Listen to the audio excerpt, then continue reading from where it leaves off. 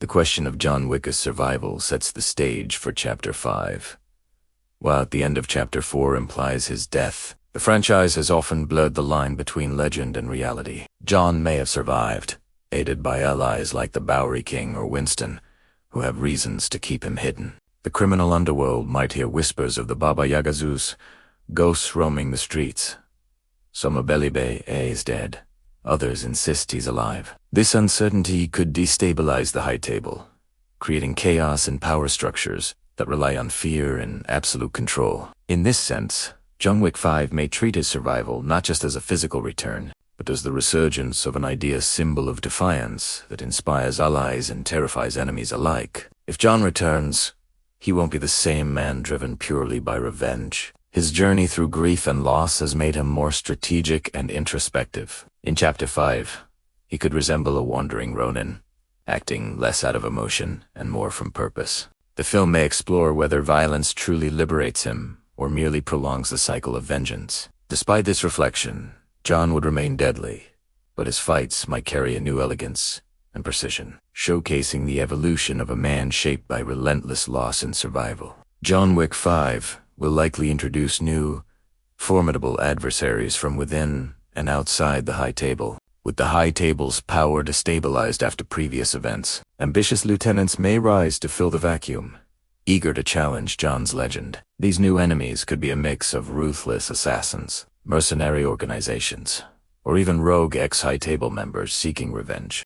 The film might focus on more intelligent, tactical antagonists who anticipate John's moves, making the battles less about pure speed and brutality, and more about strategy and cunning. This shift could elevate the action, introducing complex, multi-layered confrontations where John must outthink as well as outfight his opponents.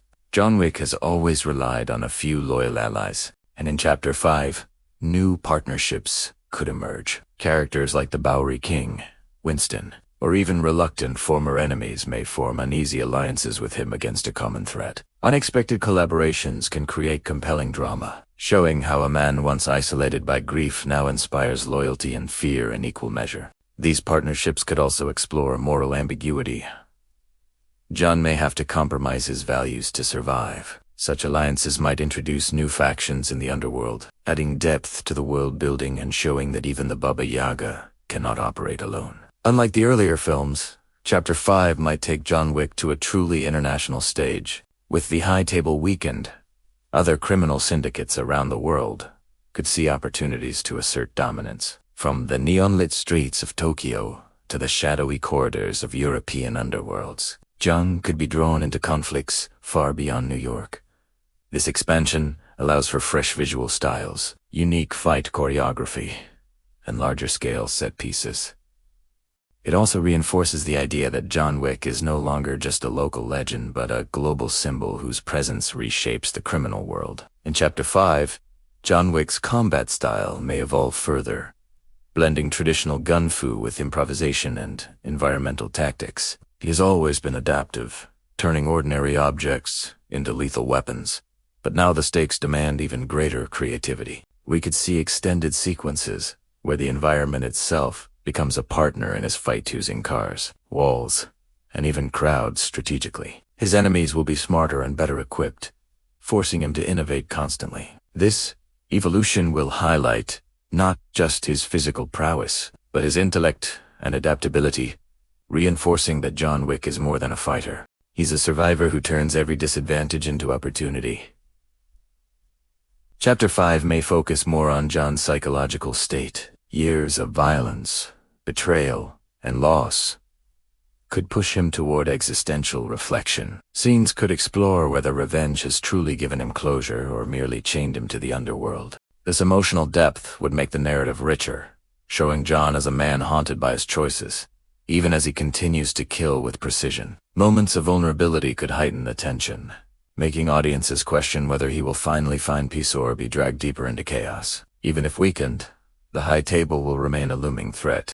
Chapter 5 may depict internal power struggles, betrayal, and punishment for those who failed previously. John might confront representatives of the High Table directly, challenging the authority that has shaped his life. These confrontations could reveal secret hierarchies, hidden rules, and new punishments, giving the audience insight into the organization's inner workings. The high table's presence ensures the stakes remain high, reminding viewers that no victory in John Wick's world comes without cost. Chapter 5 could serve as the culmination of John's journey, potentially offering a definitive resolution. He might dismantle the high table, retire from the assassin life, or even face his own death on his own terms. The film could explore the idea that legends live forever, even if their bearers do not.